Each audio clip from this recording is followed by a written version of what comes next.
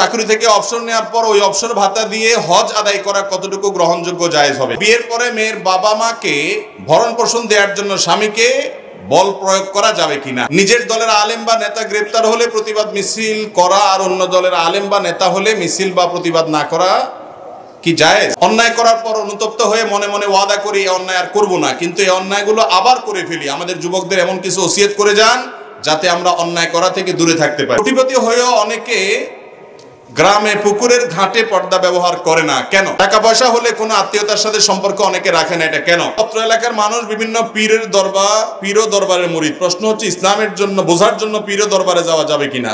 দেখুন, আপনি ইসলাম বোঝার জন্য, কোরআন এবং হাদিস বোঝার জন্য কোনো আলেমের শরণাপন্ন হতে পারেন।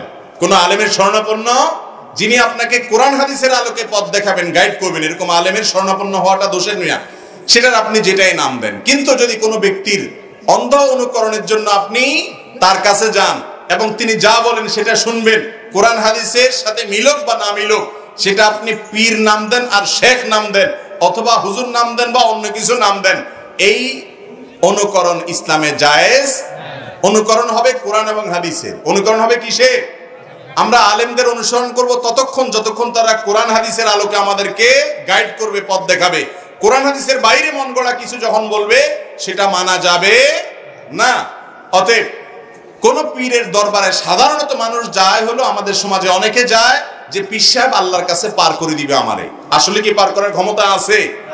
অনেকে বলে পীর সাহেব আমাদের সহ সবাইকে সহ নৌকাত করে, জাহাজে করে, বাসে করে, বিমানে করে বিভিন্ন পার করে দিবে। আছে না নাই?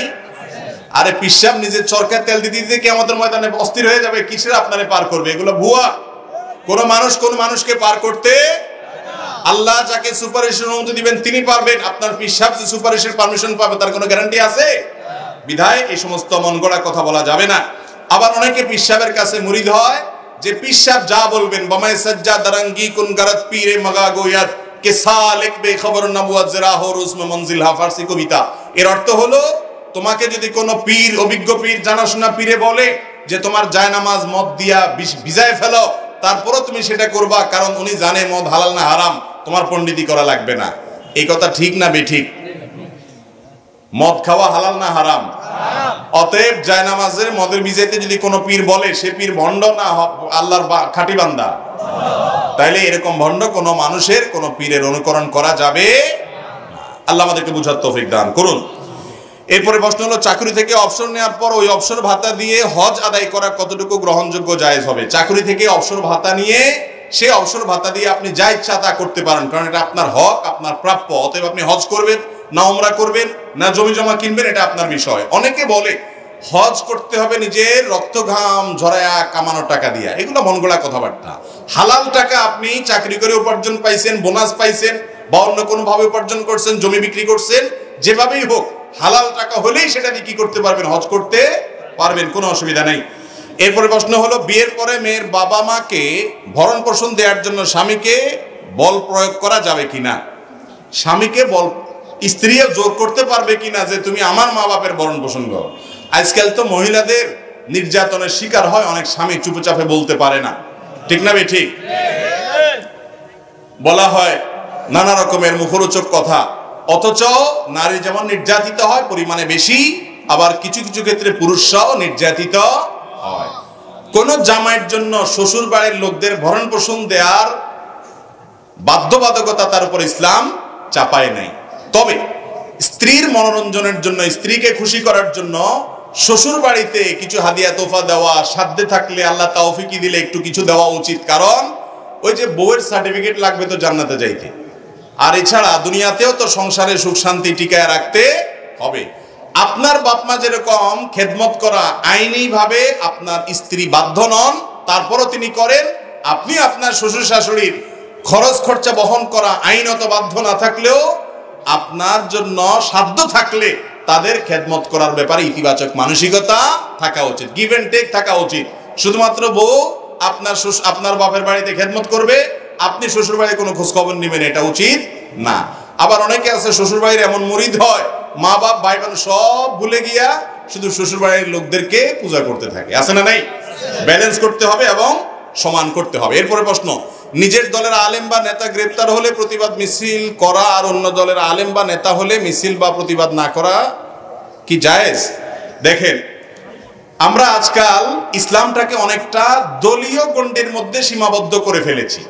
আমাদের ভালোবাসা বিদ্বেষ ইসলামের জন্য না হইয়া দলীয় পরিচয়ের জন্য হয়। এটা অবশ্যই অপছন্দনীয় এবং ইসলামের দৃষ্টিকোণ থেকে নিন্দনীয় বিষয়। মুসলমানের ভালোবাসা হবে কার জন্য? আল্লাহর জন্য। আপনার সাথে আমার শত মত পার্থক্য থাকতে পারে, কিন্তু আপনার ক্ষতিতে আমি দুঃখী হব, আপনার বিপদ থেকে আমি উত্তরণের জন্য চেষ্টা করব, আমারটাতে আপনি করবেন। এটা হলো ইমানের দাবি। বিধায় এর ব্যতিক্রম করা জায়েজ নয়। অন্যায় করার পর অনুতপ্ত হয়ে মনে মনে ওয়াদা করি এই অন্যায় আর করবো না, কিন্তু এই অন্যায়গুলো আবার করে ফেলি। আমাদের যুবকদের এমন কিছু ওসিয়ত করে যান যাতে আমরা অন্যায় করা থেকে দূরে থাকতে পারি। অন্যায় করা থেকে যদি দূরে থাকতে চান, সর্বপ্রথম কাজ হলো অন্যায়ের পরিবেশ থেকে সরে আসতে হবে। পরিবেশ থেকে কি করতে হবে? আপনি গুনাহের পরিবেশে থাকবেন, যতবারই তওবা করবেন গুনাহ থেকে বাঁচতে পারবেন না। এই জন্য পরিবেশ থেকে সরে আসতে হবে। যে বন্ধুদের সাথে থাকলে অন্যায় হয় তাদের থেকে সরে আসতে হবে। ফেসবুকের যে সমস্ত পেজ থেকে আজেবাজে জিনিস আছে সেগুলোকে আনফলো করে ফেলেন, সেগুলোকে ব্লক করে ফেলেন, ইগনোর করে ফেলেন এবং নট ইন্টারেস্টেড সেখানে সিলেক্ট করেন। এক কথায় খারাপ জিনিসগুলো থেকে সরে আসেন, দেখবেন হারাম থেকে বাঁচা, খারাপ থেকে বাঁচা সহজ হবে। দ্বিতীয়ত হলো ভালো মানুষদের সোহবত সাহচর্য, এটাও ভালো মানুষ হতে সহায়তা করে। তৃতীয়ত আল্লাহর কাছে বেশি বেশি দোয়া করবেন যেন আল্লাহ তৌফিক দেন। চোখে পানি ফেলবেন, আল্লাহ আমি তো পারি না, আপনি সাহায্য করেন, ইনশাআল্লাহ আল্লাহ তাআলা সহযোগিতা করবেন। কোটিপতি হয়েও অনেকে গ্রামে পুকুরের ঘাটে পর্দা ব্যবহার করে না কেন? অনেক লোক আছে আল্লাহ তাআলা শক্তি সামর্থ্য দিয়েছেন। এই যে বৃহত্তর নোয়াখালী এলাকার একটা সৌন্দর্য হলো যে পুকুরের যে ঘাট থাকে, এই ঘাটে বিশেষ করে বাসাবাড়িতে মহিলারা তারা ব্যবহার করলে সেখানে সামনে পর্দা দিয়ে নেয় যাতে করে পর্দাটা রক্ষা। অনেক জেলায় আছে এই সমস্ত পর্দাটা তার বালাই নাই, বরং একই ঘাটে মসজিদের সামনের ঘাটে পুরুষও গোসল করে, মহিলাও গোসল করে। আমি নিজে এরকম বহু দৃশ্য দেখছি, নাউজুবিল্লাহ। এই বৃহত্তর নোয়াখালী, লক্ষ্মীপুর, কুমিল্লা, ফেনী এই সমস্ত অঞ্চলে আরো অনেক এলাকাতেও আছে, চট্টগ্রামে বা অন্য এলাকাতেও আছে। বাকি এই অঞ্চলগুলোতে আমরা দেখেছি যে এখনো পর্যন্ত আলহামদুলিল্লাহ মহিলাদের পর্দার বিষয়টা বুঝে। যাদের পয়সা থাকার পরেও পুকুরের ঘাটে পর্দা দেয় না, অথচ মহিলারা সেখানে গোসল করে, হাঁড়ি পাতিল দই অন্য মানুষ দেখে। এই পুরুষ কোটিপতি হতে পারে কিন্তু সে অত্যন্ত নিচু মনের মানুষ, কারণ তার ফ্যামিলির মহিলাদেরকে অন্যদের দেখার সুযোগ করে দেয়। সে কখনো বড় মনের মানুষ না, সে ছোট মনের মানুষ।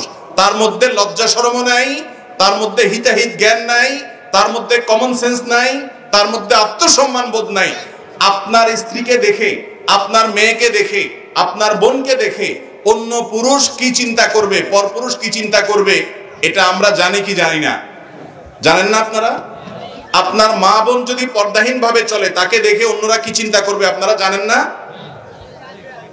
আপনি কি চিন্তা করেন? অন্যের মা বোনকে যদি পর্দাহীন অবস্থা দেখেন, অন্য কারো পরনারীকে, সুন্দরী নারীকে পর্দা ছাড়া দেখেন, আপনি কি চিন্তা করেন? জানেন না নিজেরটা? তো অন্যও সে চিন্তা করে। অতএব এটা করা কি না জায়েজ? না, এটা নির্লজ্জতা। টাকা পয়সা হলে কোনো আত্মীয়তার সাথে সম্পর্ক অনেকে রাখে না, এটা কেন? এটা হলো আত্মীয়তার ফরজ, গুরুত্ব সে বুঝে না, এই জন্য সে সমস্ত করে। আল্লাহ তাআলা আমাদের সবাইকে সব ধরনের আল্লাহর নির্দেশগুলোকে মেনে খাঁটি মুসলমান হওয়ার তৌফিক দান করুন।